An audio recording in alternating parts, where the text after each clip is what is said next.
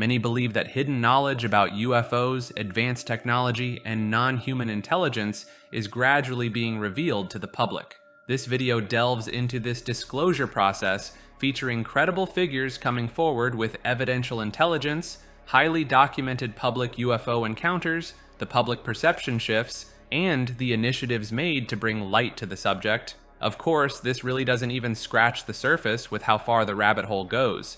Remember, this is all for entertainment purposes only, and it's essential to draw your own conclusions about the validity of the material, as with any content you consume.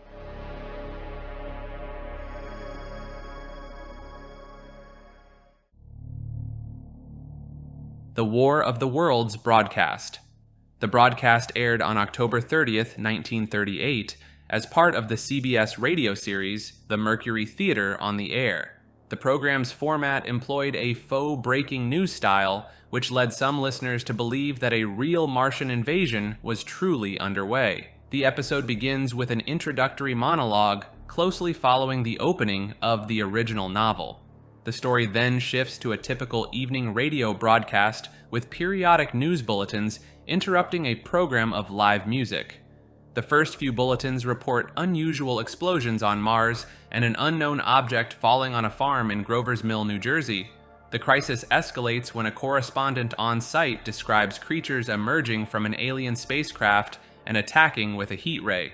The panic spreads rapidly through live updates detailing the devastating alien invasion and the military's futile efforts to stop it.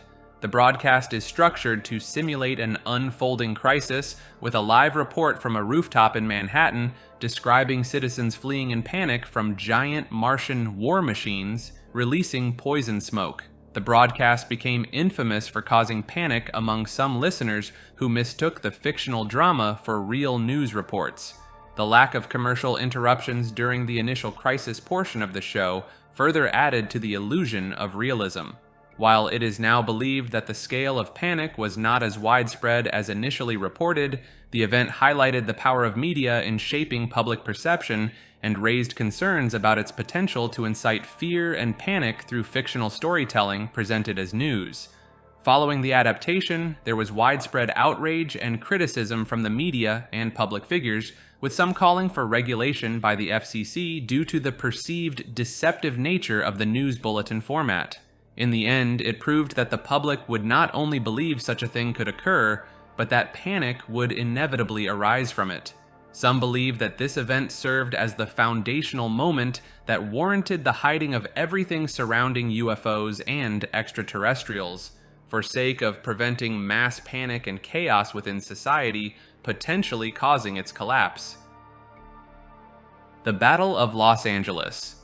During the early morning hours of February 25, 1942, a significant event occurred that would later become a part of the UFO and alien disclosure narrative. Known as the Battle of Los Angeles, this incident involved a massive anti-aircraft artillery barrage that took place over Los Angeles, California. The incident came less than 3 months after the US had entered World War II in response to the attack on Pearl Harbor by the Imperial Japanese Navy. Rumors and anxiety were already running high due to the ongoing war, and public fears of a Japanese attack on the US mainland were intensified. The incident was preceded by a warning from the Office of Naval Intelligence that an attack on mainland California was imminent. On the night of February 24th, numerous flares and blinking lights were reported in the vicinity of defense plants, leading to an alert being called at 7:18 p.m. Air raid sirens sounded, and a total blackout was ordered across Los Angeles County. At 3:16 a.m. on February 25th, the 37th Coast Artillery Brigade started firing anti-aircraft shells and 50 caliber machine guns into the air, targeting reported aircraft. Over 1,400 shells were fired during the barrage, causing damage to buildings and vehicles. However, no enemy aircraft were ever confirmed, and the barrage ended with the all-clear signal at 7:21 a.m. The incident garnered extensive media coverage, with newspapers reporting on the event and speculating about a possible enemy attack. Secretary of the Navy Frank Knox initially called the incident a false alarm attributing it to anxiety and war nerves. However, this official explanation was met with skepticism by some contemporary press outlets and the public. In the years that followed, different explanations were put forth to account for the incident. The U.S. Coast Artillery Association suggested that a meteorological balloon sent aloft at 1 a.m. had triggered the barrage, and imagination had led to the firing at non-existent targets in the sky. The U.S. Office of Air Force History later attributed the incident to war nerves caused by a lost weather balloon and stray flares and shell bursts. The Battle of Los Angeles incident has been referenced in UFO and alien disclosure discussions due to its mysterious nature and the confusion surrounding the events. Some have speculated that the incident could have been related to unidentified aerial phenomena or even extraterrestrial visitation. However, the official explanations tend to emphasize war-related anxiety and misidentification rather than any otherworldly presence. The Foo Fighters Incidents. One significant moment in the timeline occurred during World War II when the term Foo Fighters emerged. Allied aircraft pilots in both the European and Pacific theaters began reporting various mysterious aerial phenomena and unidentified flying objects in the skies, initially used by the U.S. 415th Night Fighter Squadron to describe a specific type of UFO. The term Foo Fighters also came to encompass any UFO sighting during that period. These sightings began as early as March 1942 when Royal Air Force personnel reported seeing lights trailing their aircraft. RAF bomber crews over the Balkans reported similar sightings in April 1944. American sightings started with crews from the 422nd Night Fighter Squadron stationed in occupied Belgium in October 1944. However, the bulk of these sightings intensified at the end of November 1944 over Western Europe. Pilots flying by night reported fast-moving glowing objects following their aircraft. Descriptions included fiery, glowing red, white, or orange objects that exhibited intelligent control and sometimes toyed with the aircraft before vanishing. The objects were believed to be secret German weapons, but further investigation revealed that German and Japanese pilots had reported similar sightings. Kenneth Arnold sighting and the flying saucer craze. Kenneth Arnold, a private pilot, reported witnessing 9 disc-like objects flying in formation near Mount Rainier in Oregon on June 24, 1947. His account gained widespread attention and sparked a wave of UFO sightings across the country. The media coverage of Kenneth Arnold's sighting led to a surge of public interest in UFOs and flying saucers. News outlets across the nation made headlines out of the encounter, bringing UFOs into the mainstream consciousness. Arnold's detailed description of the object's appearance and movement patterns, including their saucer-like shape, led to the popularization of the term flying saucers. Kenneth Arnold's sighting received further credibility when United Airlines pilot E.J. Smith, who flew the same Northwest route, reported witnessing a similar sighting of 9 discs in formation a few weeks later. The confirmation by another reputable pilot added to the growing belief that something unexplained was happening in the skies.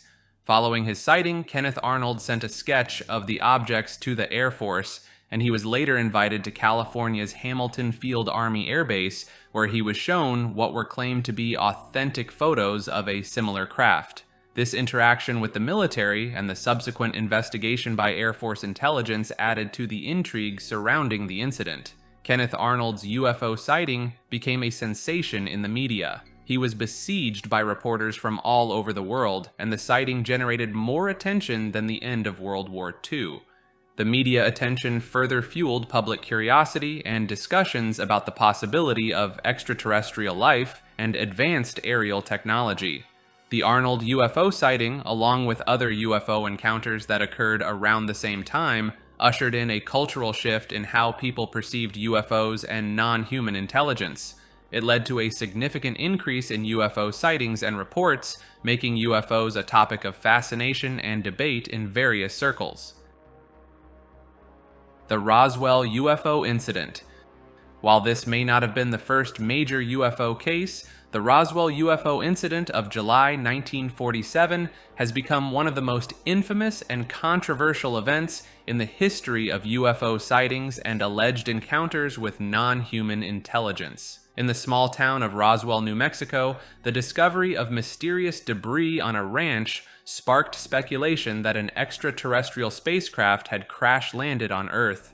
This event has since ignited a decades-long debate, conspiracy theories, and a search for answers about the existence of intelligent life beyond our planet. On that fateful day, a local rancher named Mac Brazel discovered debris scattered across his property. Believing it to be a flying saucer, he informed Walt Whitmore Sr., who asked Brazel to stay the night at his home.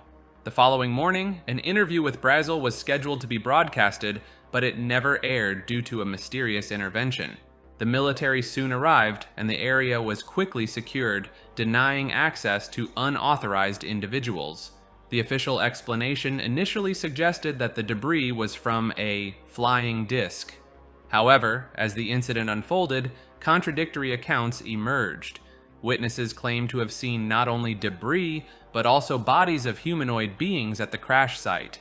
Claims of a cover-up by the U.S. military intensified, further fueling the belief that the truth was being hidden from the public.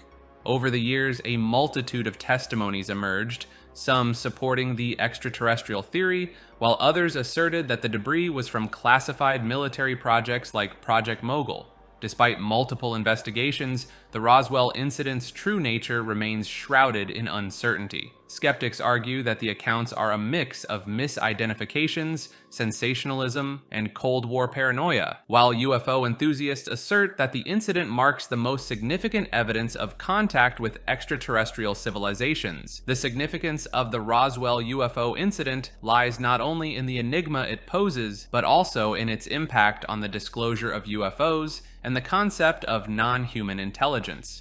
Following the incident, UFO sightings became a worldwide phenomenon, prompting widespread interest in the search for extraterrestrial life. Roswell became synonymous with government secrecy and conspiracy, galvanizing UFO researchers to uncover the truth. Throughout the years, the U.S. government has released multiple reports attempting to debunk the Roswell incident, attributing the debris to weather balloons or military experiments. However, many UFO enthusiasts remain unconvinced and believe that these explanations are part of an elaborate cover-up. It's also believed by many that the Roswell UFO incident was the event that sparked the creation of the controversial secret group. Majestic 12, also known as MJ-12, is a highly controversial and alleged secret organization that features prominently in UFO conspiracy theories. The concept of MJ-12 emerged in the 1980s during a period when ufologists were investigating the supposed cover-up of the Roswell UFO incident, seeking answers about a secretive upper tier of the US government responsible for concealing extraterrestrial encounters. The Flying Saucers Are Real, and the Creation of NICAP. The Flying Saucers Are Real was an article written by Donald Kehoe for True magazine, and it quickly gained widespread attention and caused a sensation. In the article, Kehoe discussed the odd and fast-moving aerial objects observed by pilot Kenneth Arnold in Washington State in 1947, which ignited widespread interest in UFOs across the United States. Kehoe, who was initially skeptical, became convinced that the UFO sightings were not mere natural phenomena or secret military projects, but rather the products of unearthly intelligences. Kehoe's article suggested that the US government was concealing the truth about UFOs, and this notion further fueled public curiosity and speculation. The article's success prompted Kehoe to expand it into a book titled The Flying Saucers Are Real, which sold over 500,000 copies in paperback. In the book, Kehoe argued that the Air Force had knowledge of extraterrestrial origins for the flying saucers, but was suppressing this information to avoid public panic. These ideas laid the groundwork for the establishment of the National Investigations Committee on Aerial Phenomena, NICAP, in 1956. Kehoe, along with other prominent figures in the military, scientific, and professional fields, co-founded NICAP, giving the organization a level of legitimacy that set it apart from other UFO clubs of the time. NICAP's mission was to investigate and research UFO sightings and encounters, and it published a newsletter, the UFO Investigator, to communicate with its members. During Kehoe's leadership, NICAP pushed for congressional hearings and an independent scientific investigation into UFOs, seeking to bring the subject into the spotlight and gain official recognition. However, they faced financial challenges and limited interest from government officials. Kehoe's publicizing of the so-called trick memo raised questions about the impartiality of the Condon Committee formed to study UFOs, which led to controversies and debates over the government's handling of UFO-related information. The combination of Kehoe's writings and NICAP's activities helped to shape public perception and interest in UFOs, contributing to the growing cultural fascination with the possibility of extraterrestrial life and advanced civilizations beyond Earth. Gordon Cooper's UFO encounter. Gordon Cooper, a future astronaut, played a significant role in 1951. While flying in Europe for the U.S. Air Force, Cooper witnessed a cluster of 9 UFOs flying in formation at extremely high altitudes. Although the incident was never officially explained, Cooper and other pilots reported seeing hundreds of unidentifiable flying objects. Cooper's first-hand account of witnessing a large formation of UFOs flying at high altitudes generated intrigue and speculation among the public. The sighting added to the growing number of UFO reports and contributed to a sense of mystery surrounding these aerial phenomena. In 1957, Cooper again encountered a UFO while supervising flight testing at Edwards Air Force Base. He and his military camera crew filmed a saucer-shaped object landing near the site. The object exhibited remarkable maneuvers, lifting off and accelerating at high speeds, leaving Cooper and his crew baffled. In both cases, the unknowns were not confrontational whatsoever, simply progression along their own cosmic journey. It was said that the video footage was given to the government and never seen again. In later years, Gordon Cooper became an advocate for UFO disclosure and transparency. He approached the United Nations with a proposal to establish a committee that would explore the UFO phenomenon and impartially analyze data and information related to these sightings. Cooper expressed his belief that the extraterrestrial vehicles and their crews were visiting Earth from other planets and possessed advanced technology beyond our own. He suggested that governments might be keeping this information private due to the obvious advancement of these extraterrestrial civilizations. Cooper's testimony and advocacy for UFO disclosure raised awareness of the subject among the public and within the government. His experiences and beliefs added to the ongoing debates about UFO secrecy, government cover-ups, and the potential implications of extraterrestrial visitation. Project Blue Book. Project Blue Book was a systematic study of unidentified flying objects by the United States Air Force, running from March 1952 to its termination on December 17, 1969. The project's initial goals were to determine if UFOs posed a threat to national security and to scientifically analyze UFO-related data. During its existence, Project Blue Book collected and analyzed thousands of UFO reports. The primary goal of Project Blue Book was to determine whether UFOs posed any potential threat to national security and to assess the credibility of reported sightings. Each case was thoroughly examined and categorized, with a vast majority of the reports attributed to natural phenomena or human-made objects, such as aircraft, weather balloons, or satellites. The project aimed to provide scientifically grounded explanations for the observed phenomena, and its final conclusions generally favored conventional explanations, and that most of the reported sightings were misidentifications of natural phenomena or conventional aircraft. However, 701 reports remained unexplained even after rigorous analysis. The termination of Project Blue Book was a pivotal moment in the timeline of UFO disclosure for several reasons. 1. Condon Report and scientific dismissal. The Condon Report, which concluded that studying UFOs would not yield significant scientific discoveries, led to the termination of Project Blue Book. The report's findings were later criticized for bias and lack of scientific rigor, but they influenced the Air Force's decision to discontinue UFO investigations. 2. Public perception and skepticism.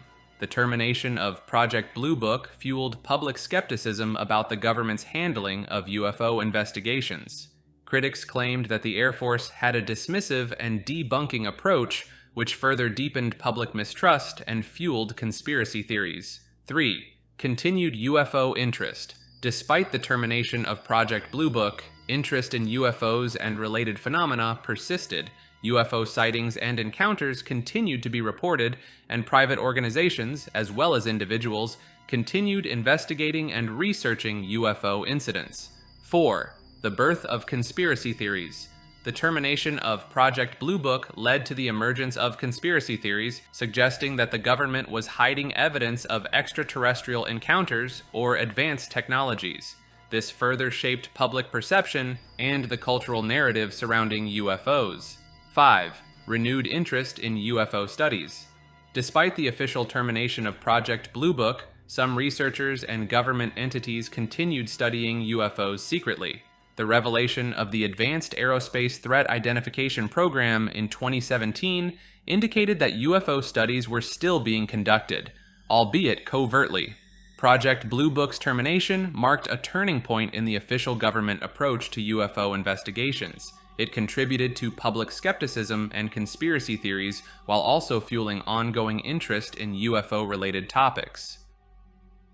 The Nash-Fortenberry UFO Incident. The Nash-Fortenberry UFO sighting is a well-documented encounter that occurred on July 14, 1952, when two commercial pilots and former Navy aviators with thousands of hours of flight experience, William B. Nash and William H. Fortenberry, reported seeing 8 UFOs flying in a tight echelon formation over Chesapeake Bay, Virginia. The sighting took place near Washington, D.C., and gained attention due to its precise measurements and independent ground witnesses. The pilot's observation allowed for relatively precise measurements of the object's motion and size when compared to known landmarks. Ufologists argue that this data, along with corroboration from several independent ground witnesses, supports the credibility of the encounter. The sighting was listed in the U.S. Air Force's Project Blue Book as an unknown, meaning it remained unexplained despite official investigations. William Nash and William Fortenberry were experienced commercial pilots with thousands of flight hours. They described the UFOs as 8 huge discs flying in a stacked formation over Chesapeake Bay. As the objects approached, they appeared to emit a red glow resembling a hot coal. The pilots estimated the object's speed to be between 6,000 and 12,000 miles per hour, displaying maneuvers that seemed beyond the capabilities of conventional aircraft. The Nash-Fortenberry UFO sighting added to the growing number of UFO reports and further fueled public curiosity and speculation about unidentified aerial phenomena. The sighting was significant not only due to the pilot's credibility, but also because it occurred near the nation's capital, Washington, D.C., raising concerns about national security and the potential involvement of government agencies. The testimony of experienced commercial pilots describing their encounter with unexplained objects flying at extraordinary speeds contributed to a cultural shift in public perception. The Washington, D.C. UFO incident.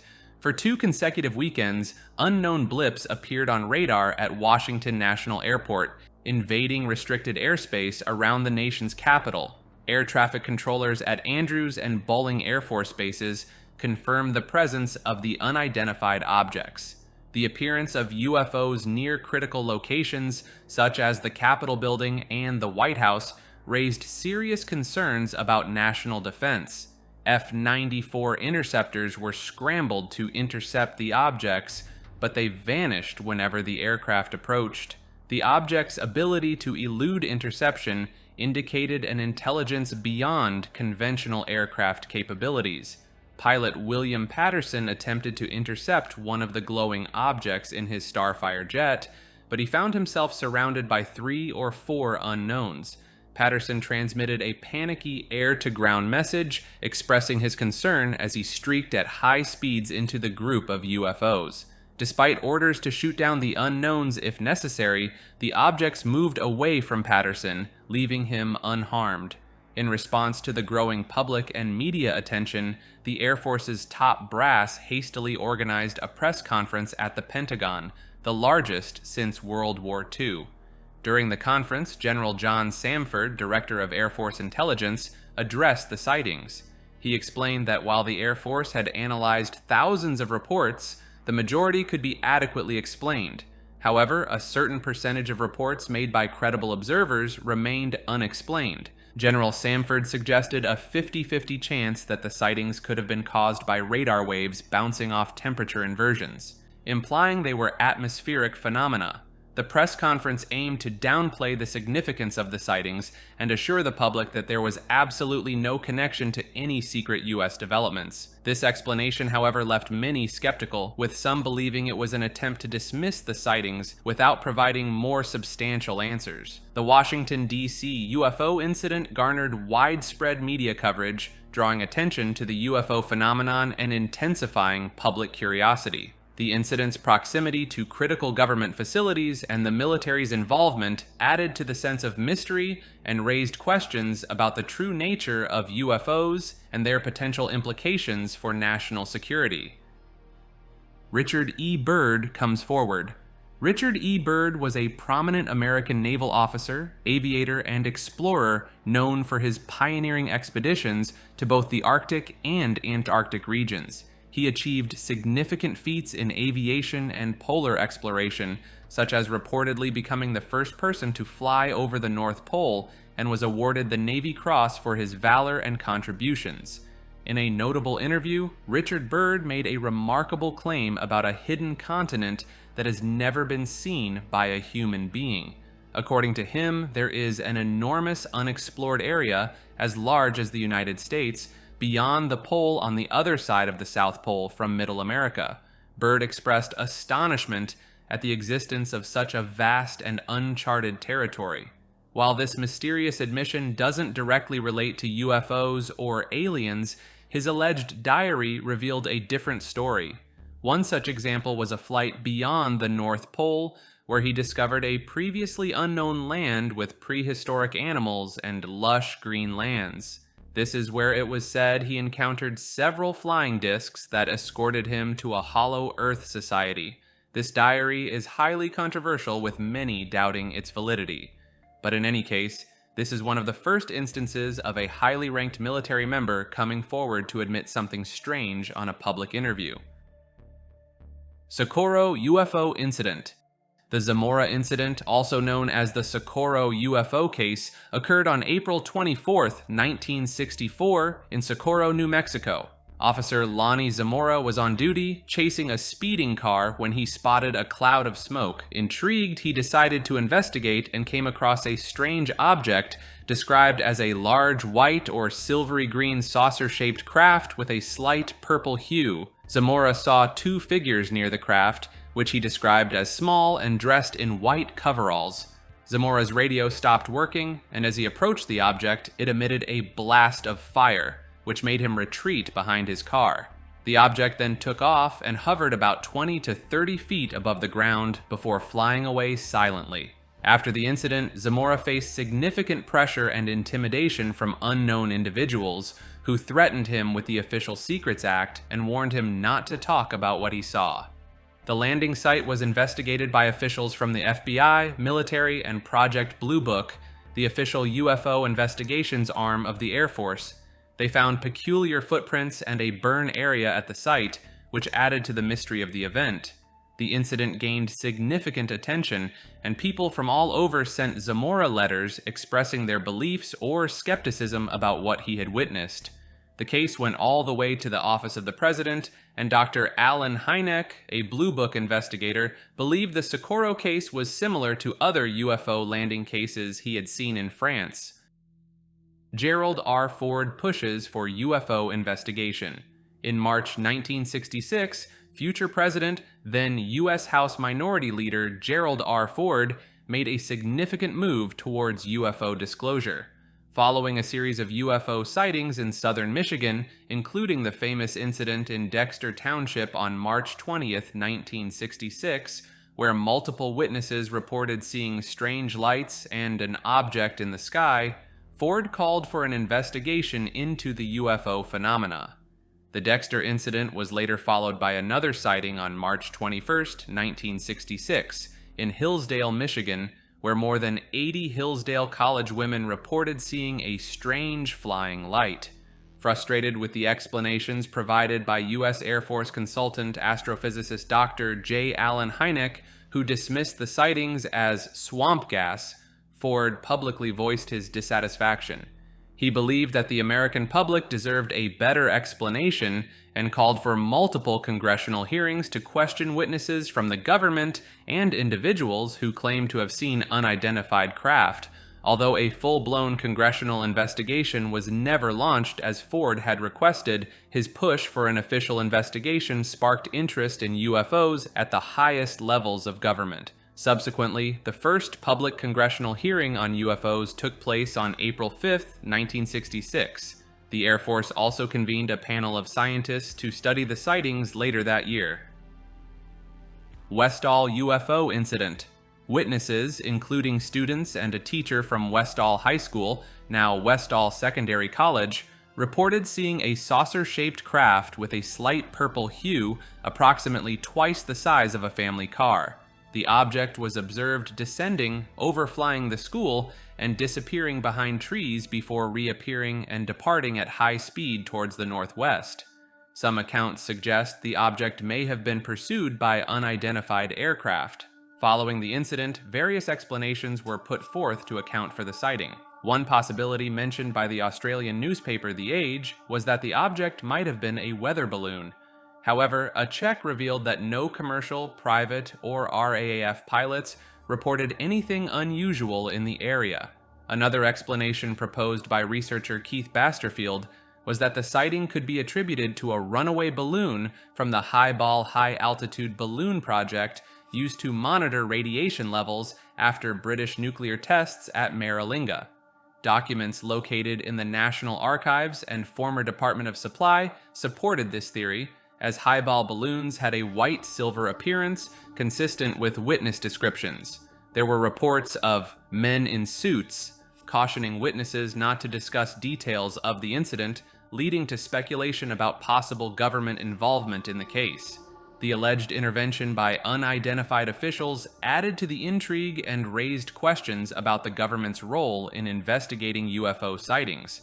The Westall UFO incident had a profound impact on those who witnessed it, especially the school staff who were present during the sighting. After the event, there was a significant effort by authorities to prevent any discussion or public disclosure of what had been witnessed. The presence of Army, Air Force, and police cordoning off the area and preventing anyone from entering indicates that there was an official response to the incident, and authorities were actively trying to control the situation.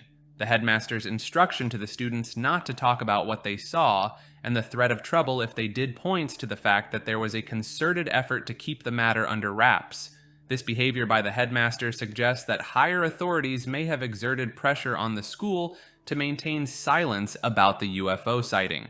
The science teacher's account of being visited by two older men, one in uniform, who pressured him to change his description and deny what he saw is even more telling. The threat of losing his job and the possibility of being prosecuted under the Official Secrets Act indicates that there was a clear attempt to intimidate witnesses into silence. UFO nuke interference.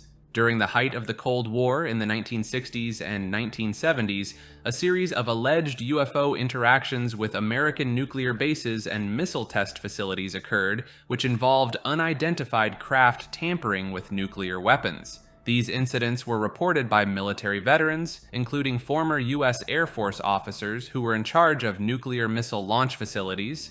The incidents raised serious concerns about the potential threat posed by unidentified aerial phenomena to national security and led to calls for further investigation and public disclosure.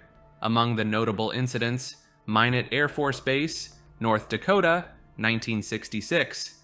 Retired Air Force Captain David D. Schindel, a missile launch crew commander, claimed that a UFO, approximately 80 to 100 feet wide, appeared over the base's missile field. The object glided to the north end of the building before disappearing suddenly. Malmstrom Air Force Base, Montana, 1967, former Air Force officer Robert Salas, on-duty commander of an underground launch control facility, reported that all 10 of his intercontinental ballistic missiles became inoperable simultaneously. The shutdown was considered impossible since the missiles operated independently. Walker Air Force Base, New Mexico, 1963 and 1964, Deputy Missile Combat Crew Commander Jerome C. Nelson reported UFOs emitting beams towards missile silos at Walker Air Force Base. The objects were observed hovering silently over the missile site and shining a spotlight down onto it. Big Sur, California, 1964, ex-U.S. Air Force First Lieutenant Robert Jacobs alleged a craft resembling a flying saucer circled a dummy warhead during a test flight in California, firing a beam of light at the warhead before disappearing. Ellsworth Air Force Base, Major Galen King, a retired USAF, stated, "I was on duty at Echo, which is our squadron command post. We had strike teams respond to alarms from the missiles. They were 3 to 5 miles away, and they said, 'Sir, for lack of a better description, there's a flying saucer hovering over that missile, and there's a beam of reddish light going down to it. It had to be a data collection thing. I'm sure they scanned the warhead or something.'" Colonel Charles Halt, another retired USAF, went on the record to tell his story. In 1980, at RAF Bentwater, one of the largest tactical fighter ranges and a U.S. nuclear bomb storage depot in Europe, strange lights were discovered in the forest. Security personnel found an unidentifiable object on the ground, which quickly vanished. 2 nights later, the object returned, and Colonel Halt, along with security policemen, observed it with awe. The object emitted beams, causing concern for the nearby weapons storage area. Radar operators also detected the object, which moved at an incredibly high speed, hovered momentarily, and then swiftly departed. He even recorded the encounter on his trusty cassette recorder he carried everywhere he went.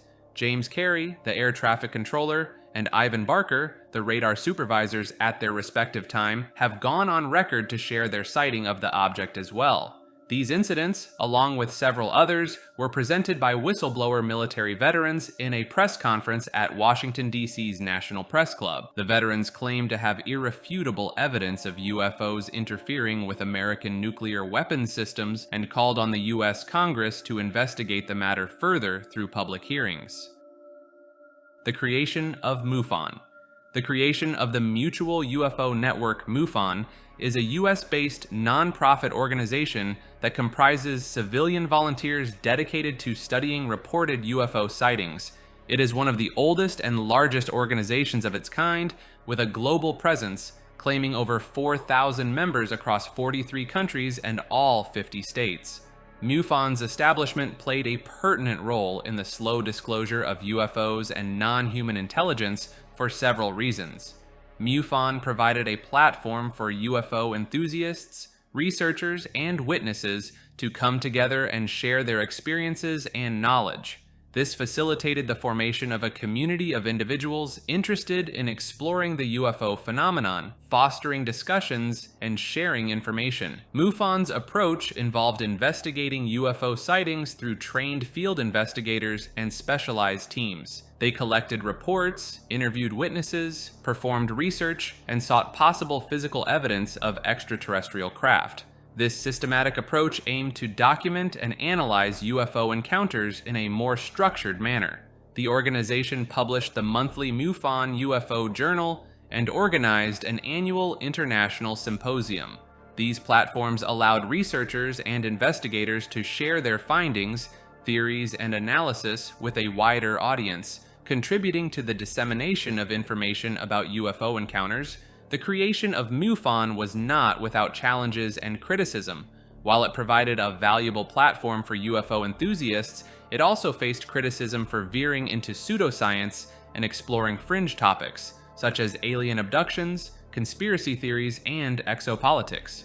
Critics argued that this shift detracted from the organization's original mission of conducting rigorous scientific investigations. MUFON's continued existence and activity in the modern age signify an enduring interest in UFO research and investigation. Despite the criticism and skepticism it has faced, The organization continues to play a role in the ongoing exploration of unidentified aerial phenomena. The moon landing. Humanity achieved an awe-inspiring milestone as brave astronauts from Earth set foot on the moon for the very first time. Despite the persistent conspiracy theories and controversies surrounding this momentous event and its footage, what followed this significant achievement is equally captivating. Before and after the Apollo 11 mission, the astronauts shared fascinating interviews. In the pre-flight interview, their excitement, humor, occasional nerves, and even moments of boredom were evident as they anticipated their upcoming mission. One might have expected their post-flight interview to overflow with boundless excitement, elation, and relief after accomplishing this extraordinary feat. However, the atmosphere was quite the opposite. The three men appeared disturbed, stressed, and anxious, a stark contrast to what we might have envisioned from the first humans to reach the moon.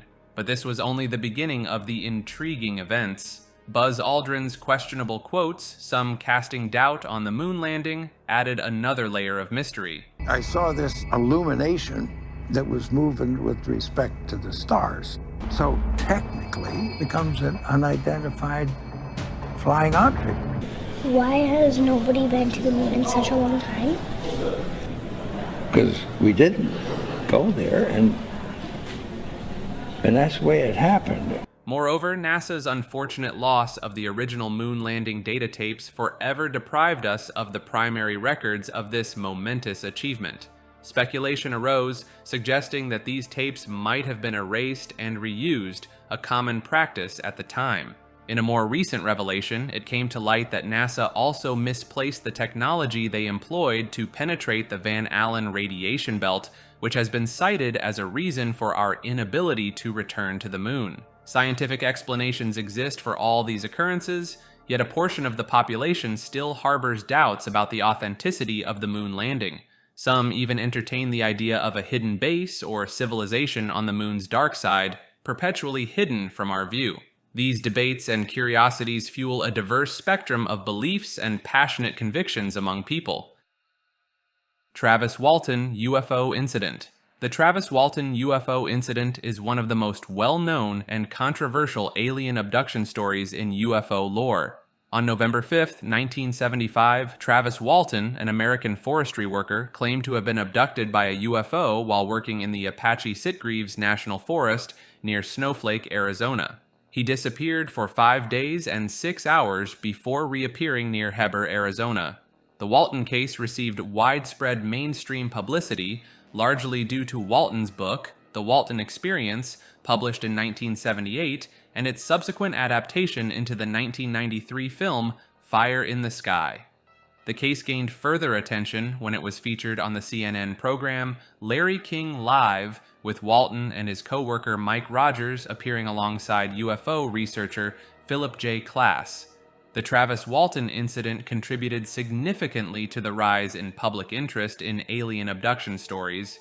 Walton's account shared similarities with other abduction claims, leading some skeptics to argue that it was influenced by the 1975 made-for-TV movie The UFO Incident, based on the Barney and Betty Hill case.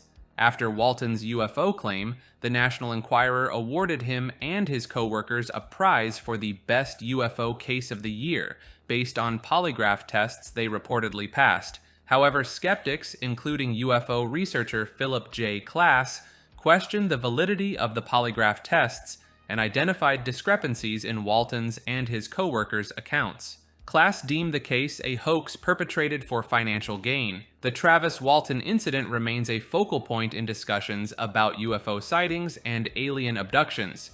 Some UFO enthusiasts believe Walton's story to be genuine, while skeptics argue that it was a well-executed hoax. Travis Walton has continued to be involved in the UFO community, occasionally appearing at UFO conventions and interviews. Tehran UFO Incident. This took place during the early morning hours of September 19, 1976 in Tehran, the capital of Iran.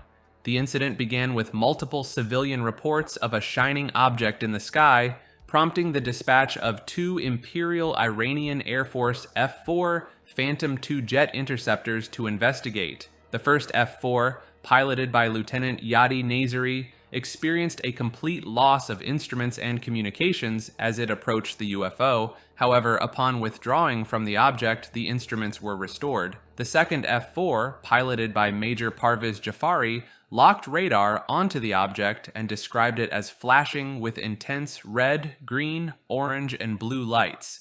As Jafari attempted to fire a missile at the UFO, his equipment malfunctioned and his communications shut off.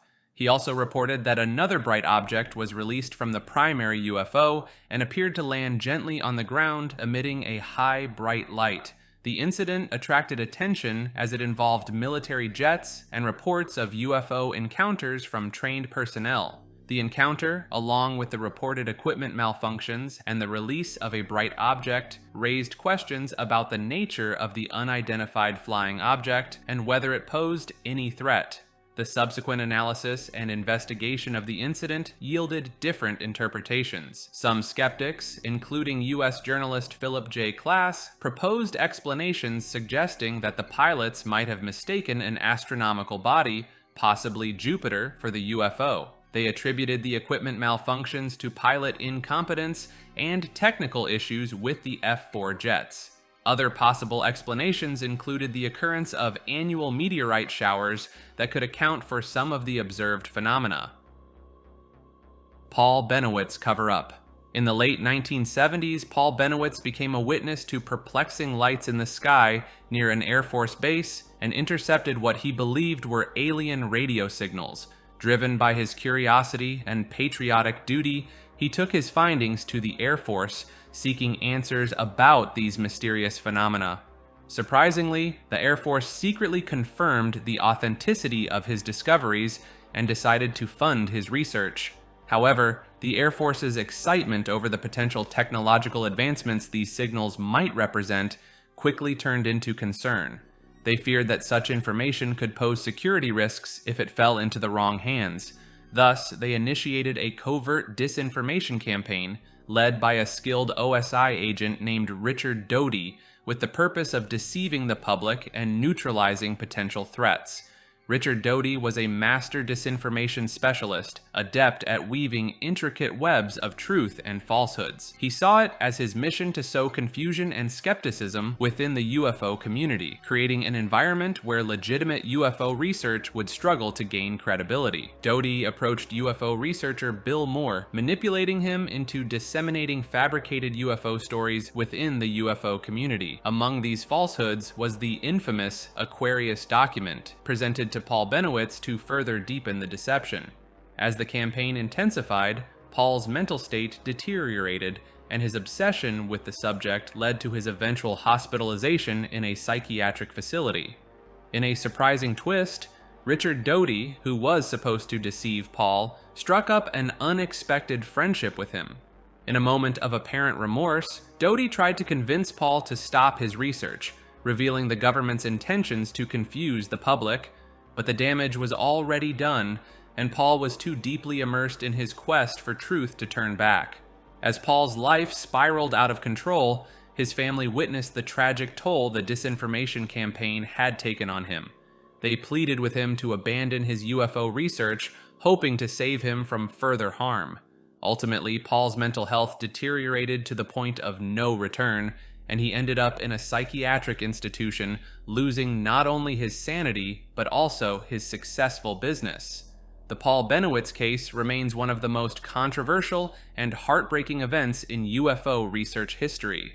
Amidst a labyrinth of disinformation and conflicting information, it is challenging to discern who's who and what's true in this complex web of deception. Richard Doty, while not entirely trustworthy due to his involvement in spreading falsehoods, is paradoxically also responsible for disseminating some genuine information, and he is still an active part in the community to this day.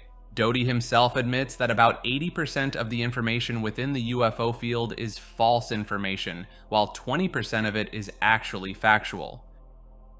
Rendlesham Forest Incident. The Rendlesham Forest Incident stands as one of the most famous and well-documented UFO events to have occurred in the United Kingdom, often referred to as Britain's Roswell. The events took place in late December 1980, just outside RAF Woodbridge in Suffolk, England, which was used by the United States Air Force, USAF, at the time.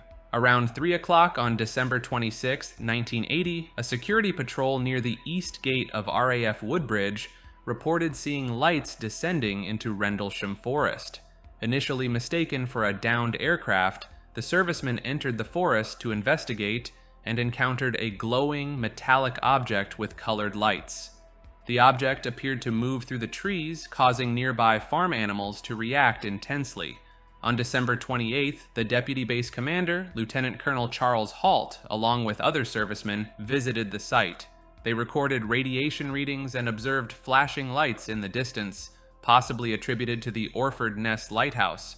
Halt later reported seeing star-like objects hovering in the sky for hours, beaming down streams of light at times. After daybreak on December 26th, servicemen discovered 3 small impressions on the ground in a triangular pattern, along with burn marks and broken branches nearby.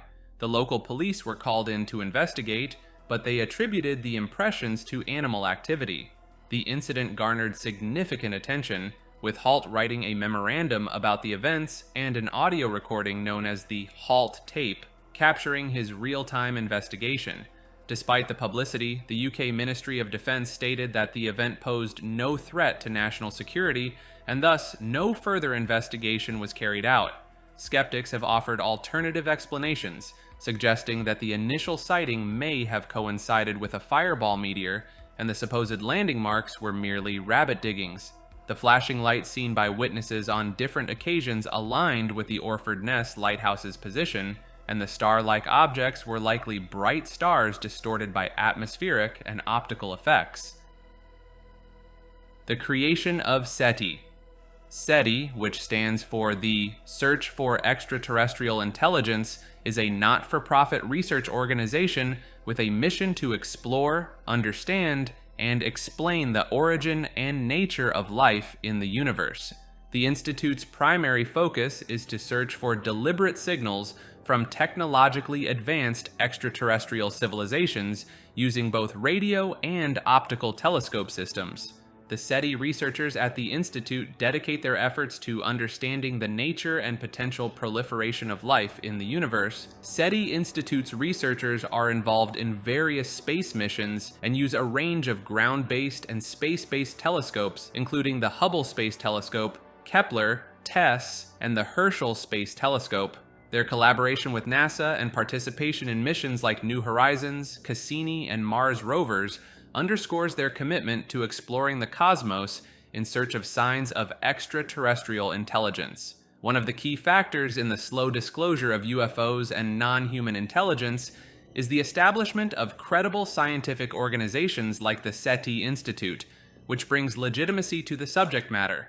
Their efforts to use advanced technology and scientific methods to search for signs of intelligent life beyond Earth contribute to the overall understanding of the possibility of extraterrestrial civilizations.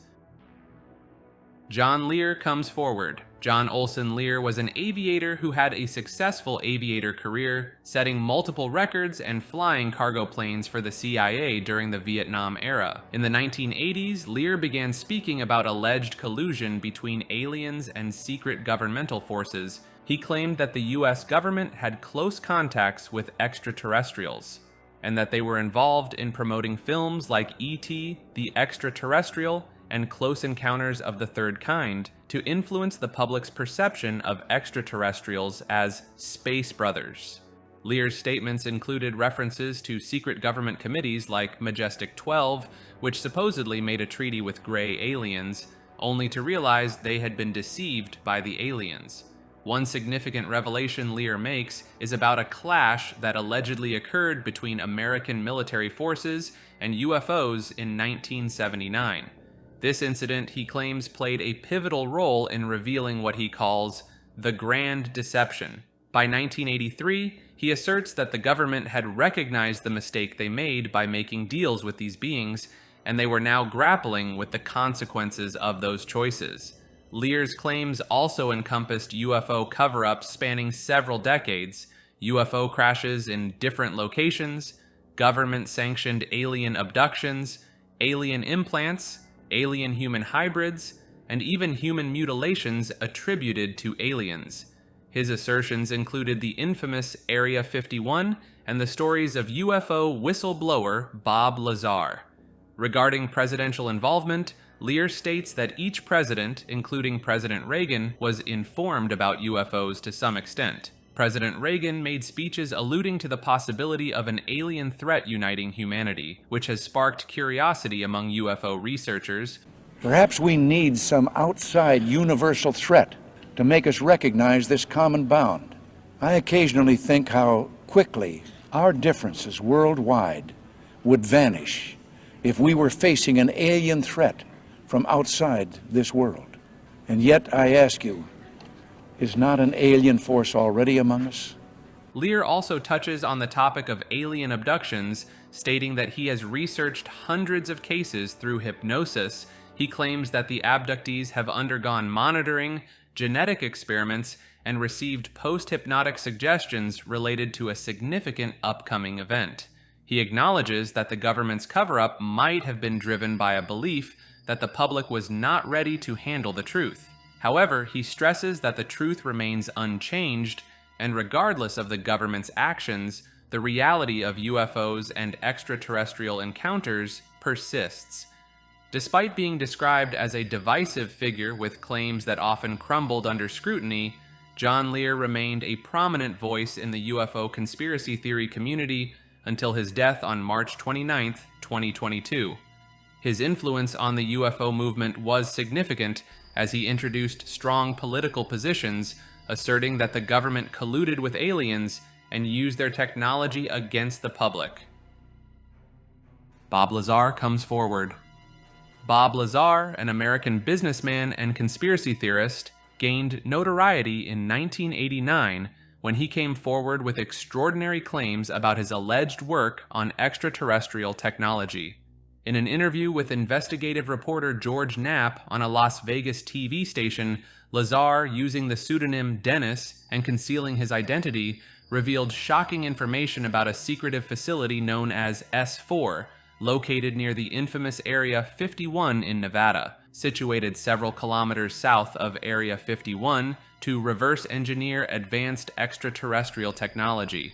He asserted that the facility was home to 9 flying saucers of extraterrestrial origin, some of which were fully operational. Lazar's role involved examining these otherworldly crafts and studying classified government briefing documents that detailed alien involvement in human affairs spanning thousands of years. The interview sent shockwaves through the UFO community and sparked a wave of curiosity and attention surrounding Area 51. Despite facing skepticism and opposition from skeptics and some ufologists, Lazar's claims ignited discussions and conspiracy theories about classified activities at the secret military installation. However, critics have challenged Lazar's credibility, pointing out discrepancies and inconsistencies in his background and employment history.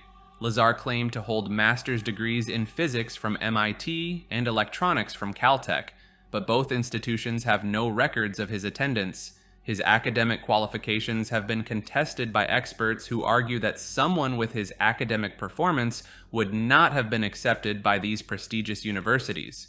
Moreover, Lazar's professional role at the Los Alamos Meson Physics facility turned out to be that of a technician for a contractor firm, not a physicist, as he had claimed. His designation as a physicist is self-proclaimed and has not been substantiated by credible records. Lazar's story of reverse engineering advanced alien technology powered by an antimatter reactor fueled by the element E-115 also lacks scientific evidence.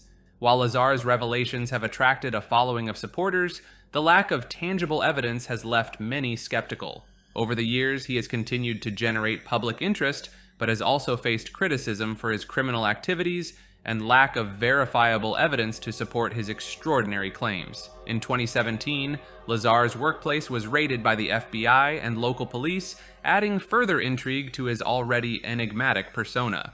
Despite the controversies and doubts surrounding his story, Bob Lazar remains a polarizing figure in the UFO community, and his claims continue to spark curiosity and debate about the possibility of extraterrestrial involvement in human affairs. Belgian UFO Wave. The Belgian UFO Wave was a remarkable series of sightings that began on November 29, 1989, when two Belgian police officers reported seeing a large, triangular-shaped object with bright lights hovering silently over a field in Eupen, Belgium. This marked the start of numerous UFO reports across the country. The wave reached its peak on the night of 30th and 31st of March 1990. The Control Reporting Center, CRC, at Glans received reports of 3 unusual lights moving towards Thorenby-Gembloux. This prompted the scrambling of 2 F-16 fighters from Beauvechene Air Base to investigate. However, despite the radar tracking of an unknown object, the F-16 pilots reported no sightings of the craft. Interestingly, over the next 2 weeks, reports from 143 people claiming to have witnessed the object flooded in, but all of these reports came after the event. In the following months, many others also claimed to have witnessed similar events. The Belgian Air Force released a report detailing the events of that night, which raised questions about the authenticity of the sightings. Some experts and investigators proposed alternative explanations, including the possibility of a mass delusion, where the media coverage led to more people reporting UFO sightings due to the suggestive power of such reports. Others suggested that some sightings could be explained by helicopters, and there was debate about whether the UFO phenomenon was genuine or a product of the public's imagination. Dr. Stephen Greer comes forward. Dr. Stephen Greer is a ufologist and former emergency room physician. He claims to have had 2 UFO sightings in his life and retired from medicine in 1998 to focus on ufology activities. Not long after this, Dr. Greer founded the Study of Extraterrestrial Intelligence, SETI, in 1990. He founded SETI with a unique and ambitious goal: to explore peaceful and diplomatic contact with extraterrestrial civilizations through what he called consciousness-based protocols. SETI conducts fieldwork and expeditions to locations that have reported UFO sightings and alleged encounters with extraterrestrial beings. The primary purpose of these expeditions is to initiate and facilitate communication with possible extraterrestrial visitors using unconventional approaches based on meditation, remote viewing, and other consciousness-based techniques. The protocols developed by Dr. Greer and SETI involve delving into the realm of human consciousness as a means to establish contact and communicate with advanced civilizations from beyond Earth. This approach is distinct from traditional scientific methods used in the search for extraterrestrial intelligence, which often focus on technological signals and observable phenomena. Instead, SETI explores the potential of human consciousness as a bridge for communication with non-hostile extraterrestrial intelligences. Over the years, SETI has organized numerous expeditions, bringing together scientists, researchers, and interested individuals who share an open mind about the possibility of peaceful contact with extraterrestrial beings. By combining scientific curiosity with spiritual and consciousness-based practices, the organization has sparked discussions and debates within the UFO research community and the general public. SETI also encourages members of the public to report their UFO sightings and experiences, contributing to a growing database of potential off-world interactions. This approach reflects a shift in the way UFO and alien encounters are perceived, moving beyond mere curiosity to actively seeking to understand and establish contact with extraterrestrial civilizations in a peaceful manner. In 1993, Dr. Stephen Greer founded the Disclosure Project with the goal of publicly disclosing the government's alleged knowledge of UFOs and advanced energy systems. The project seeks to grant amnesty to government whistleblowers willing to share classified information about UFOs. Greer claims to have briefed CIA Director James Woolsey, although Woolsey disputes this claim. Ariel Primary School UFO Encounter in Zimbabwe. On September 16, 1994, a remarkable UFO sighting occurred outside Ruwa, Zimbabwe. 62 pupils aged 6 to 12 from the Ariel school reported witnessing one or more silver craft descending from the sky and landing on a field near their school. They claimed that black-clad beings approached them and communicated telepathically, delivering an environmental message that left the children frightened and in tears. This incident quickly gained attention and became known as one of the most remarkable close encounters of the third kind in the 1990s. Not all the children present that day reported seeing something, with some skeptics attributing the incident to mass hysteria. Nonetheless, the consistency in the basic details of the sightings and the children's adamant claims of not seeing planes intrigued ufologists who cited the case as evidence of extraterrestrial visits. UFO mania had spread through Zimbabwe just 2 days before the Ariel school sighting, with numerous reports of a bright fireball passing through the sky at night. While some witnesses interpreted the fireball as a comet or meteor, it sparked widespread interest in UFOs. Local UFO researcher Cynthia Hind recorded other alien sightings during this period, contributing to the heightened interest in extraterrestrial phenomena. The Ariel school incident attracted significant media attention, with BBC and Harvard University professor of psychiatry John Mack conducting interviews with witnesses. The children's accounts included descriptions of silver objects floating down to a nearby field, beings with big eyes and dressed in black communicating environmental messages via telepathy. The children were adamant that they had not seen planes and were deeply affected by the experience. Over the years, the Ariel school UFO incident has remained a topic of controversy, with supporters presenting it as evidence of alien encounters, while skeptics offer alternative explanations like mass hysteria or confusion with puppet shows. Despite criticism of the interviewing techniques and cross-contamination of stories, some witnesses continue to maintain the authenticity of the reported events. Congressman Stephen Schiff comes forward. Congressman Stephen Schiff's interest in UFOs made him a unique figure in the world of politics. As a member of the United States House of Representatives, representing the 1st District of New Mexico, Schiff was known for his curiosity and persistence in seeking information about UFO sightings and alleged government cover-ups. Born in Chicago, Illinois, Schiff pursued a career in law. He joined the New Mexico Air National Guard in 1969. Schiff's political journey began when he served as an assistant city attorney in Albuquerque from 1972 to 1981. He later became the Bernalillo County District Attorney before eventually entering Congress in 1989.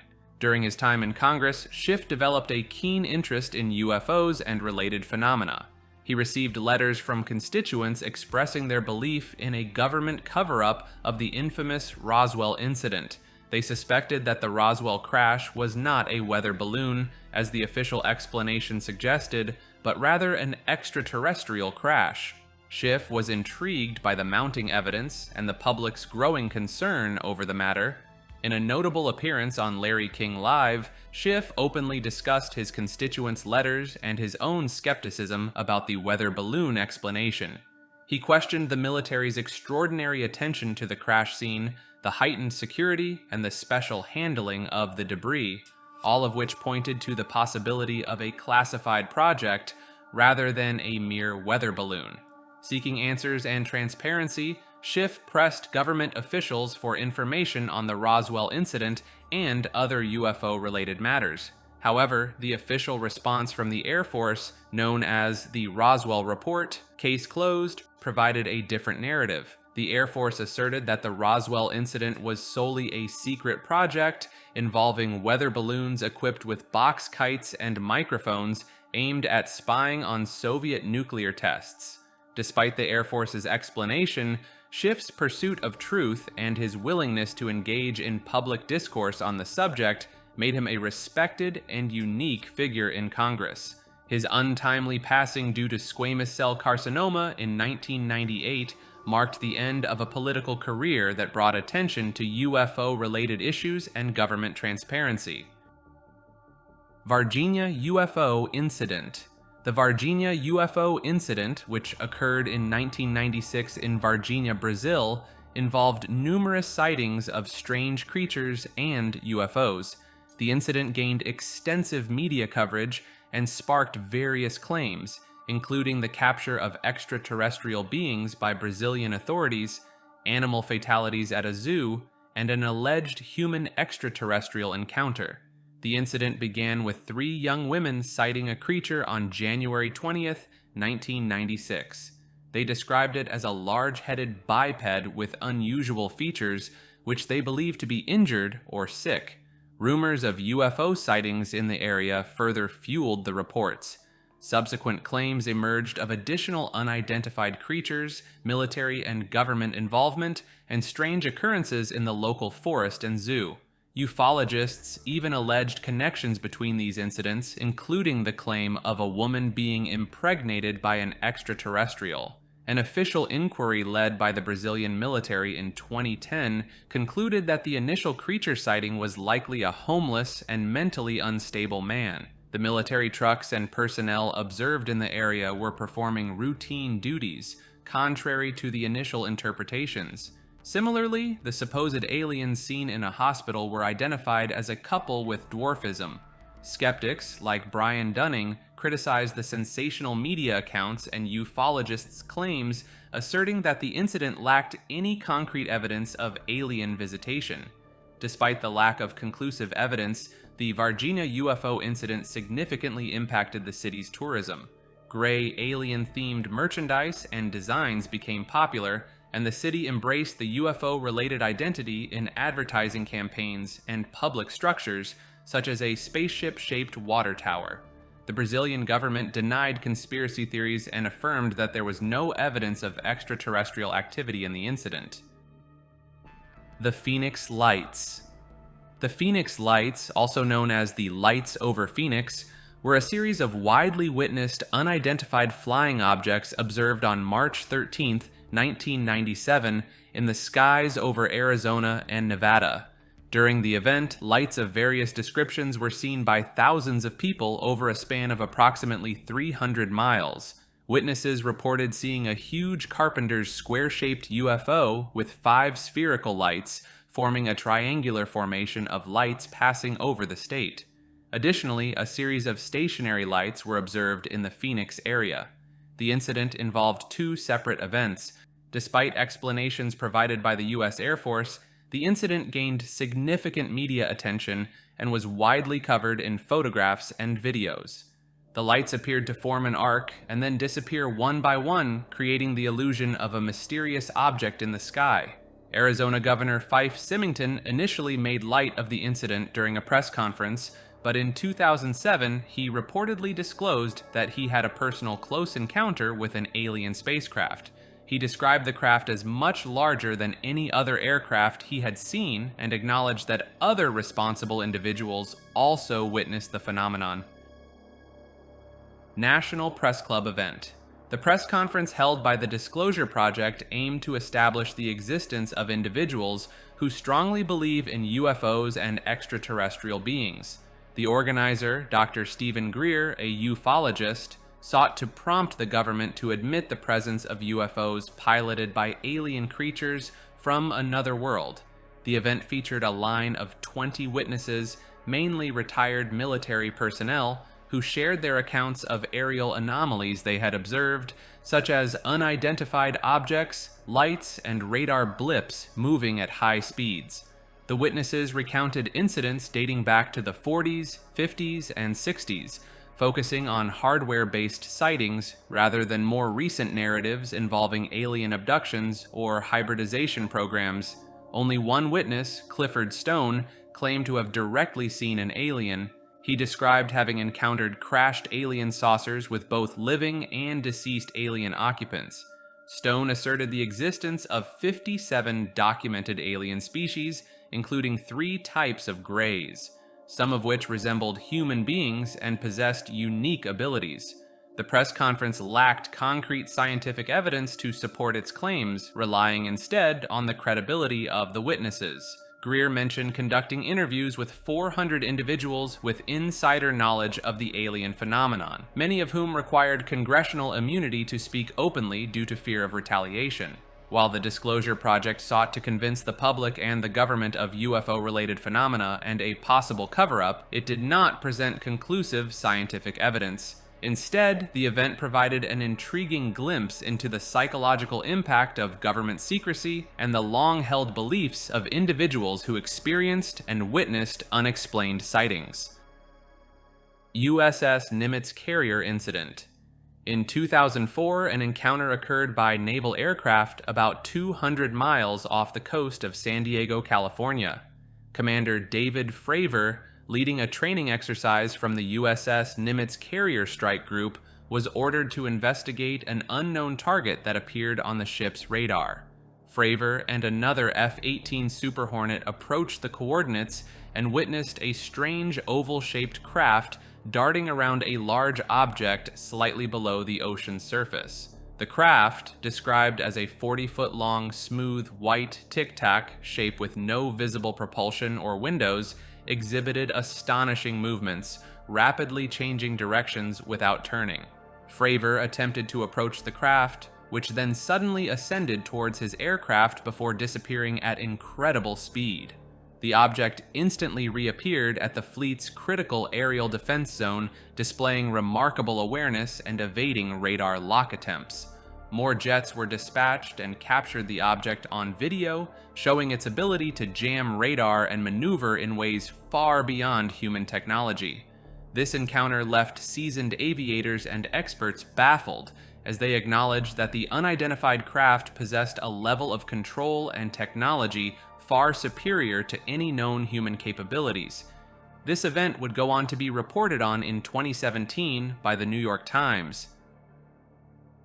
O'Hare International Airport Incident. The 2006 O'Hare International Airport UFO sighting occurred on November 7, 2006, when 12 United Airlines employees and several witnesses outside the airport reported seeing a metallic, saucer-shaped craft hovering over Gate C-17. The object was first spotted by a ramp employee while pushing back United Airlines Flight 446. Witnesses described the object as silent, dark gray, and 6 to 24 feet in diameter. The UFO was not detected on radar, and no air traffic controllers saw it. However, it was witnessed by pilots, airline management, mechanics, and independent witnesses outside the airport. Tower, this is Dave. Hey Dave, it's Sue from United Tower. Hey, Sue. Hey, did you see a flying disc out by C-17? Oh, I didn't even start, Sue. No, I'm serious. You're seeing flying discs. Well, that's what the pilot and the ramp guys are telling us. The C-17, they saw some flying disc above, and we can't see Come above us. on, Sue. I have not seen anything, Sue. And if I did, I wouldn't admit to it. According to reports, the object was visible for about 5 minutes before it shot through the clouds at high velocity, leaving a clear blue hole in the cloud layer.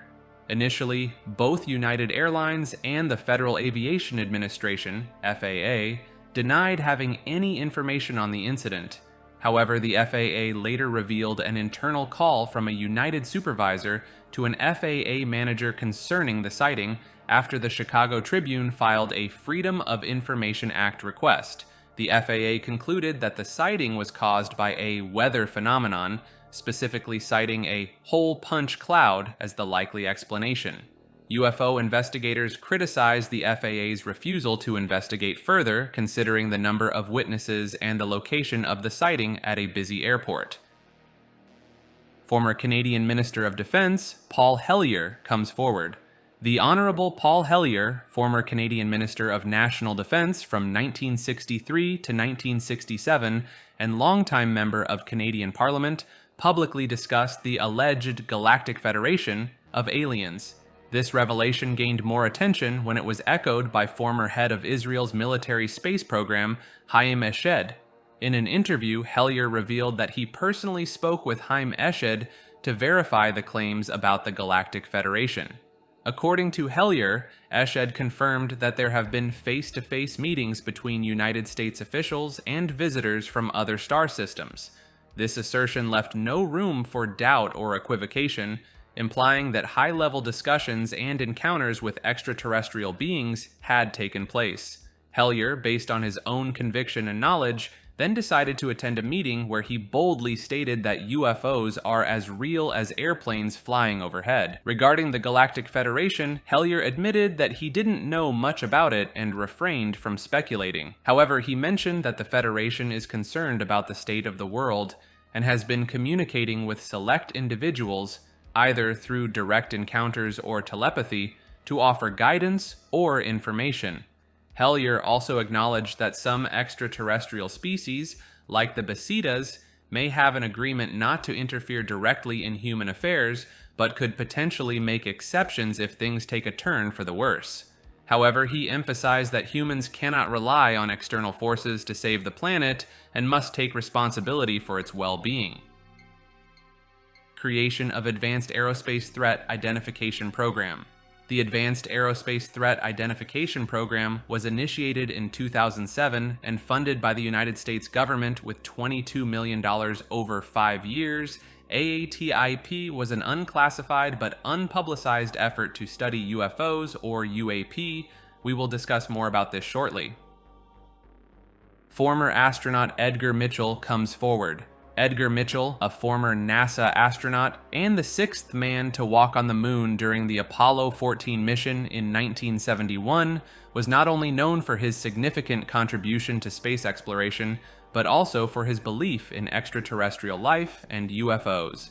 Born on September 17, 1930, Mitchell grew up in Roswell, New Mexico, the same location where the infamous 1947 incident occurred, leading to speculations about a UFO crash and a government cover-up. He maintained that some old-timers in Roswell had knowledge of the incident but were afraid to talk due to threats from authorities. They eventually confided in Mitchell after he became a celebrity following his lunar mission. According to them, the Roswell incident was real, and there were claims of an alien craft and even bodies being involved. Throughout his life, Edgar Mitchell was interested in exploring new frontiers both in space and in consciousness. After leaving NASA in 1972, he founded the Institute for Noetic Sciences, which became a platform for discussing unexplored aspects of human potential, spirituality, and extraterrestrial life. Mitchell believed that extraterrestrial beings had been visiting Earth and trying to prevent humanity from engaging in destructive conflicts. He claimed that UFOs were frequently spotted hovering over White Sands Testing Range in New Mexico, which was a site for atomic weapons testing. Mitchell speculated that these extraterrestrial visitors were interested in monitoring human military capabilities and potentially promoting peace on Earth. He even asserted that alien spacecraft were responsible for disabling nuclear missiles and shooting them down over the Pacific coast. Despite his unconventional beliefs, Mitchell was highly respected for his achievements as an aviator and astronaut. Before joining NASA, he had an illustrious career in the U.S. Navy as a naval aviator and research pilot, earning a PhD in aeronautics and astronautics from MIT. His journey to becoming an astronaut was a culmination of his dedication to exploration, education, and discovery. Mitchell's experience of viewing Earth from the lunar surface profoundly impacted his perspective on humanity and its place in the cosmos. He described this as the overview effect, a powerful realization of the interconnectedness of all life on Earth. This experience led him to question traditional scientific and religious beliefs and advocate for a deeper understanding of our existence as an extraterrestrial civilization. Edgar Mitchell passed away on February 4, 2016, at the age of 85, leaving behind a legacy as a pioneer in space exploration and a vocal advocate for open discussions about UFOs and extraterrestrial life. The Vatican accepts extraterrestrials. The Vatican's acceptance of the possibility of extraterrestrial life has sparked intriguing discussions about the potential existence of intelligent beings beyond Earth. Father Jose Funes, the director of the Vatican Observatory, shared his views on this matter, encouraging Christians to consider alien life as part of God's diverse creation. In an interview published by the Vatican newspaper L'Osservatore Romano, Father Funes stated that it was difficult to dismiss the possibility of intelligent life existing elsewhere in the universe. He pointed out that a field of astronomy is actively searching for biomarkers in the spectrum analysis of stars and planets suggesting that life forms might not necessarily require oxygen or hydrogen to exist. Drawing parallels from God's creative freedom in creating multiple forms of life on Earth, Father Funes emphasized that acknowledging the potential existence of extraterrestrial life does not contradict Christian faith. He suggested that just as humans consider earthly creatures as brothers and sisters, they might also recognize the existence of an extraterrestrial brother. Regarding the implications for Christian redemption in the event of discovering alien life, Father Funes referred to the gospel parable of the lost sheep, where Christ sought to save the one that was lost. He speculated that if there are intelligent beings elsewhere, they may not need redemption as humans do. He proposed that Christ's incarnation and sacrifice on earth were unique and intended for humanity, but he believed that God's mercy would be extended to aliens if needed. Addressing the topic of evolutionary science and its compatibility with Christian faith, Father Funes expressed no real contradiction between the two, as long as evolution is not treated as an absolute ideology. He considered the Big Bang Theory as the most reasonable scientific explanation for the universe's origin, finding no inherent conflict with the biblical account of creation. He reminded that the Bible should not be viewed as a scientific textbook, but rather as a letter of love from God to his people, conveyed in the language of the time it was written. Father Funes firmly believed that astronomy, as a science, can enhance people's understanding of God's creation, rather than leading to atheism, as some myths suggest. His openness to the possibility of extraterrestrial life and the compatibility of science and faith marked him as a forward-thinking figure within the Vatican and the wider community. His reflections have sparked thoughtful debates and invited people to explore the boundless wonders of the cosmos with both scientific and spiritual curiosity. Christopher Mellon comes forward and the New York Times article.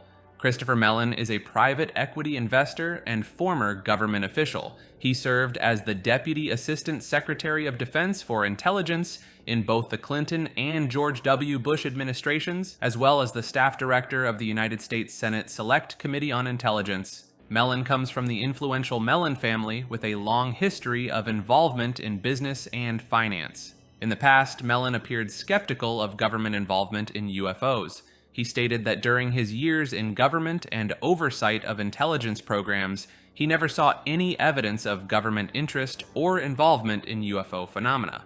He believed that any new documents that might surface would not significantly change the UFO debate, and that most classified documents related to activities like Area 51 had nothing to do with UFOs. However, Mellon's stance on UFOs has evolved. Christopher Mellon managed to obtain the now famous Pentagon UFO videos and chose the New York Times to break the story. He received the videos from a Defense Department official in the Pentagon parking lot. Mellon believes that although bending the rules may have occurred, it served the greater good, and everyone benefited from the disclosure.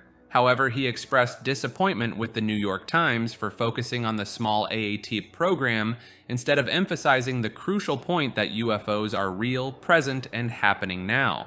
In a March 2022 opinion piece, he discussed his involvement with serious scientific research organizations such as the Galileo Project and the Scientific Coalition for UAP Studies, which aim to advance our understanding of UAP anomalies.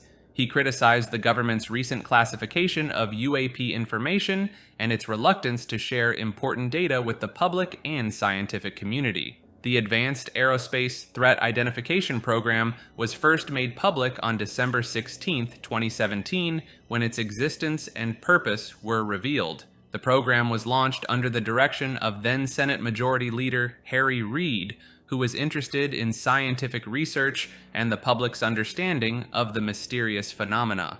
At the urging of Reid's friend, Nevada billionaire and governmental contractor Robert Bigelow, the program began in the Defense Intelligence Agency. The program's objective was to investigate and analyze UAP sightings and reports worldwide.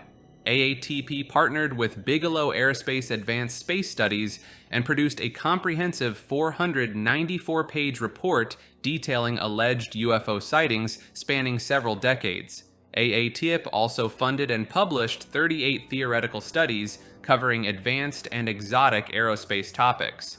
Though the official Department of Defense stated that AATIP ended in 2012 after 5 years, reports indicated that programs investigating UFOs continued. In June 2020, the Pentagon confirmed the existence of a successor program called the Unidentified Aerial Phenomenon Task Force. The 3 leaked UFO videos are confirmed as unidentified aerial phenomena. The U.S. Navy has confirmed the authenticity of 3 online videos showing encounters between Navy aircraft and unidentified aerial objects. The videos, titled Fleur 1, Gimbal, and Go Fast, depict 2 separate incidents recorded by Navy pilots. One of the videos, Fleur 1, was captured in 2015 off the East Coast by an F/A-18F fighter jet. Go Fast was recorded in 2004 off the coast of California by pilots flying from the aircraft carrier USS Nimitz, also using the Super Hornet ATF LIAR pod. In both encounters, the objects exhibited aerial maneuvers beyond the capabilities of current aviation technology. The Navy spokesperson clarified that the objects in the videos are designated as unidentified aerial phenomena. This term is used as a basic descriptor for unauthorized or unidentified aircraft objects observed entering or operating in military-controlled training areas. It does not imply that the objects are piloted by aliens or extraterrestrial beings. The Pentagon confirmed that the videos were unclassified, but were not cleared for public release, and there was no formal review process within the Pentagon for their release. Despite the confirmation of their authenticity, the nature and origin of the unidentified aerial phenomena remain unexplained. The videos had previously been leaked and circulated in the public domain, leading to debates and beliefs that they showed evidence of alien UFOs. In response to public interest and to clear up any misconceptions, the Pentagon officially declassified and released the videos in April of 2020. According to the Department of Defense, the footage depicted UAP and did not reveal any sensitive capabilities or systems. Storm Area 51 viral Facebook event. This event was born out of an internet meme and went on to attract thousands of people to the Nevada desert near Area 51, a highly classified military facility long associated with UFO and alien conspiracy theories. It all began when a viral Facebook joke created by 21-year-old Maddie Roberts urged people to Storm Area 51, they can't stop all of us. The meme quickly gained traction, and over 2 million people RSVP'd to the event. The humorous plan was to raid the secretive Area 51 military base in search of hidden extraterrestrial secrets. As the event date approached, what was initially a virtual joke transformed into real-world gatherings, with people committing to the idea of gathering in the desert to celebrate this phenomenon. Roberts, leveraging his newfound internet fame, planned to turn the meme into a music-filled weekend known as Alien Stock, featuring DJs and alien-themed festivities in the town of Rachel, the closest town to Area 51. However, as the date neared, the event faced numerous challenges. Roberts bailed on the original plan due to security concerns and opted for a separate event in Las Vegas instead. Despite this setback, the town of Rachel decided to proceed with their version of the event, renaming it to avoid confusion and legal issues. During the Storm Area 51 weekend, thousands of people ventured into the desert, but only about 6,000 showed up, far fewer than the initially anticipated 30,000. The attendees, mostly meme enthusiasts and alien fans, engaged in various activities and enjoyed live music performances. However, the event did not feature any significant UFO or alien encounters, as the original meme had humorously suggested. While the Storm Area 51 weekend did not lead to groundbreaking disclosures or encounters with extraterrestrial life, it highlighted the impact of internet culture on public perception and interest in UFOs and aliens. Formation of UAP Task Force. Another notable event in the timeline occurred on August 14, 2020, with the establishment of the Unidentified Aerial Phenomena Task Force. Deputy Secretary of Defense David L. Norquist approved the creation of this organization to address the increasing interest and concern surrounding unidentified aerial phenomena. Under the cognizance of the Office of the Undersecretary of Defense for Intelligence and Security, the Department of the Navy was appointed to lead the UAPTF. The primary goal of the task force is to enhance the Department of Defense's understanding of these mysterious aerial phenomena and gain insights into their nature and origins. The group's mission revolves around detecting, analyzing, and cataloging UFO sightings that could potentially pose a threat to U.S. national security. The establishment of this task force represents a significant step in the government's efforts to investigate and address UFO encounters in a more systematic and coordinated manner. Haim Eshed comes forward. In a stunning revelation, Haim Eshed, the former head of Israel's Defense Ministry's Space Directorate, made headlines by claiming that extraterrestrial beings from a galactic federation have been in contact with humans on Earth. According to Eshed, these UFOs have been interacting with humanity, but they have asked not to disclose their presence as they believe humanity is not yet ready to comprehend the existence of extraterrestrial life. The interview, originally published in Hebrew in Israel's Yediot Aharonot newspaper and later translated to English, brought attention to the notion that Earth has been engaging with an advanced alien civilization. Eshed, a respected professor and retired general, asserted that the extraterrestrials are keen on understanding the fabric of the universe and have even established cooperation agreements with human societies. One notable claim by Eshed was the existence of an underground base in the depths of Mars, where American astronauts and alien representatives reportedly collaborate on experiments. He further stated that there is an agreement between the US government and the extraterrestrials to conduct these experiments. According to Eshed, even former US President Donald Trump was aware of the existence of extraterrestrial beings and had considered revealing this information to the public. However, he was allegedly urged not to do so to prevent widespread mass hysteria. In his new book, The Universe Beyond the Horizon, he argues that aliens from all corners of the cosmos are already among us, with third-kind encounters happening just beyond the corner. According to Eshed, the Galactic Federation is intentionally withholding information to prevent panic. Pentagon confirms triangular UFO. In April 2021, the Pentagon spokesperson confirmed the authenticity of publicly available video footage showing an unidentified triangular object in the sky. The video had been taken by Navy personnel aboard the USS Russell in 2019. Science writer and skeptical investigator Mick West suggested that the image could be the result of an optical effect called bokeh, which can make out-of-focus light sources appear triangular or pyramidal due to the shape of the camera lens aperture. Additionally, the Pentagon acknowledged the existence of photographs showing objects described as sphere, acorn, and metallic blimp. These photographs were presumably taken by Navy personnel during their encounters.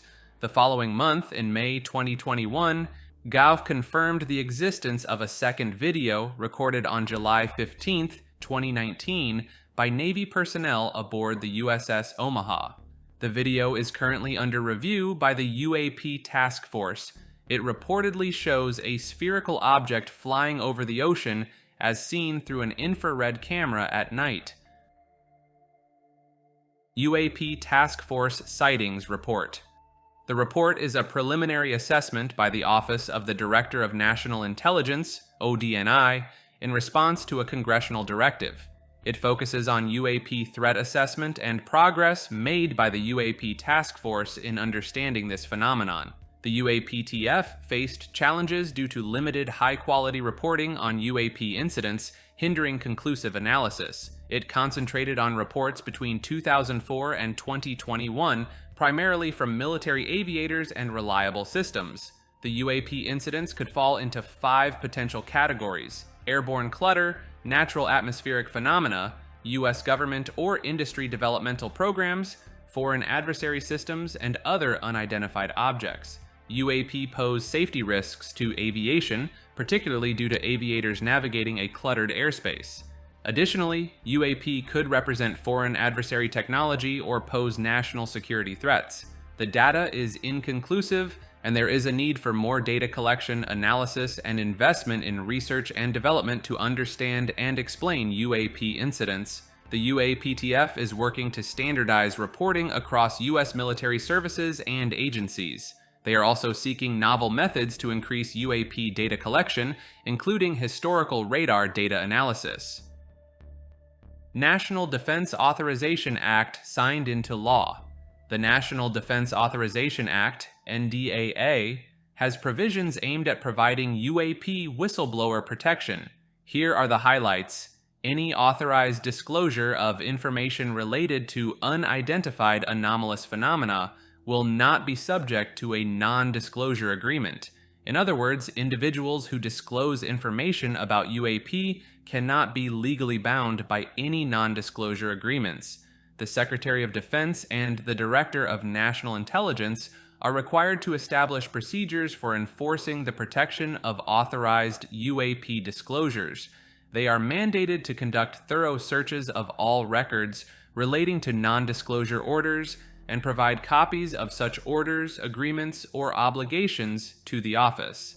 These records will be accessible to the Congressional Defense Committees by September 30th, 2023. The provisions cover various aspects of UAP investigations, including material retrieval, material analysis, reverse engineering, research and development, detection and tracking, developmental or operational testing, and security protections and enforcement.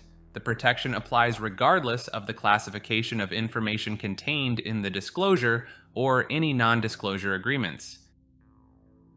Pentagon releases footage of additional UFO encounters. In early 2023, 2 MQ-9 drones in South Asia captured footage of an object that was initially considered truly anomalous, but it was later determined to be a shadow image. A second video enabled the identification of the heat signature of the engines, indicating that it was likely a commuter aircraft.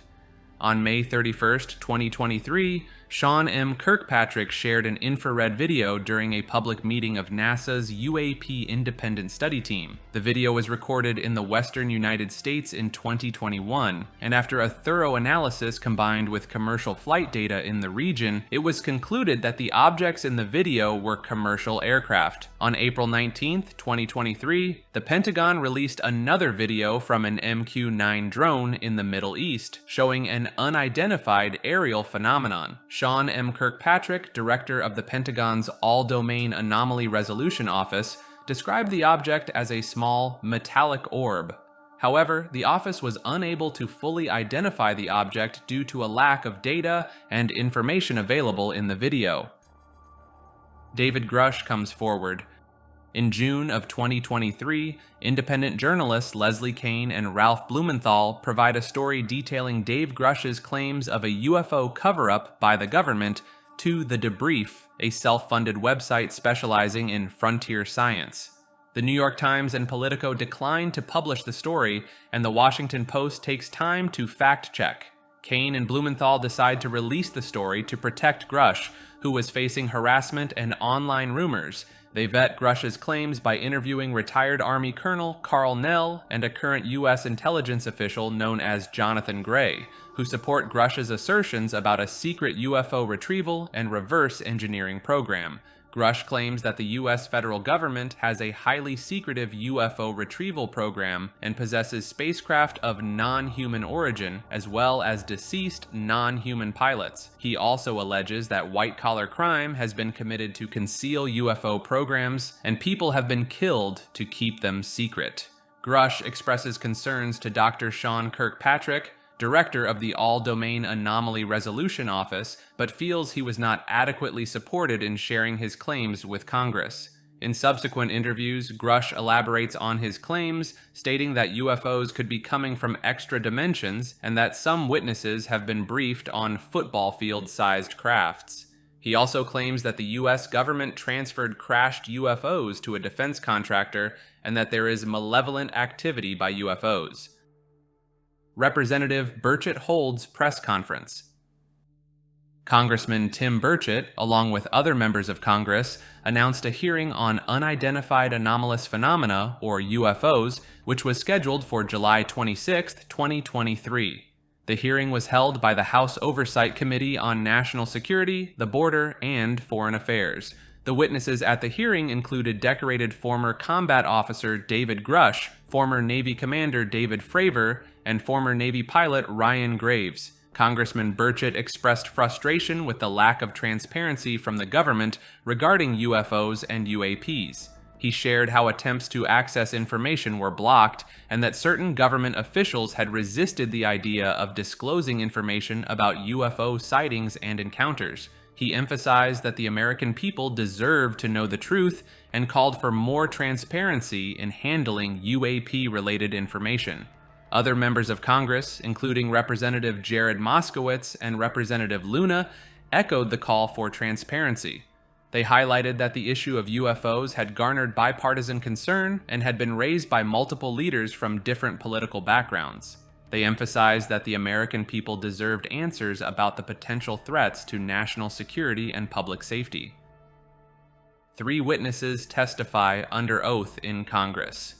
In the House Oversight Subcommittee hearing, 3 former military officials provided intriguing insights, suggesting that the government possesses more information about UFOs than it discloses publicly.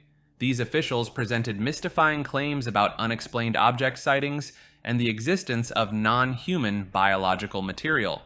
David Grush, a former U.S. intelligence official, asserted that the federal government is unequivocally in possession of UAPs.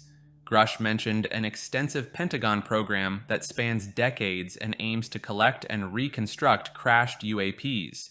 He further stated that this program operates with funding beyond congressional oversight, raising concerns about fund misappropriation. While Grush refrained from using terms like alien or extraterrestrial, he alluded to the discovery of non-human biologics at UAP crash sites. He cited the sensitivity of the information as the reason for withholding specific details. During the hearing, both witnesses and lawmakers emphasized the importance of establishing clear communication channels for sharing UAP information with both the public and the military. Calls were made for the creation of a comprehensive reporting process for sightings of unidentified objects by both military and commercial airline pilots. Another aspect highlighted during the hearing was the stigma surrounding reporting UFO sightings. Witnesses and lawmakers pointed out that this stigma often silences potential witnesses due to fears of professional repercussions. As a remedy, they advocated for increased transparency and encouraged open reporting and rigorous study of UAPs to gain a better understanding of the phenomenon. Former Navy Commander David Fravor shared his account of a UFO sighting in 2004. This was the USS Nimitz incident described earlier. During the sighting, Fravor and fellow military pilots observed a white, tic-tac-shaped object exhibiting extraordinary maneuvers. The object vanished and reappeared at supersonic speeds. Fravor asserted that the technology displayed by the object far surpassed anything they had encountered before. Ryan Graves, a former Navy pilot, recounted his experiences encountering UAPs during training missions.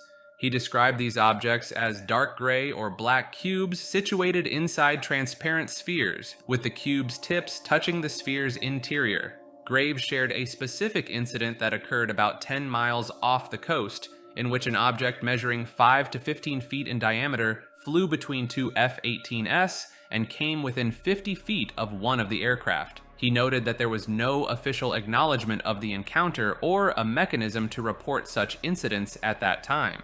He emphasized that UAP encounters were not rare or isolated incidents, asserting that if the sensor and video data he witnessed were made public, it could significantly alter the national conversation. Additionally, Congressman Tim Burchett disclosed that several witnesses withdrew from the UFO hearings due to intimidation from external groups. National Defense Authorization Act passed. NDAA Section 1546 is a provision that has been passed by the Senate proposing to accelerate the disclosure of all U.S. government records related to UAP and non-human intelligence. However, it is important to note that this provision is still awaiting approval from the House of Representatives. If the provision is approved by the House, it would require the U.S. government to expedite the release of any information and records it holds on UAP and NHI.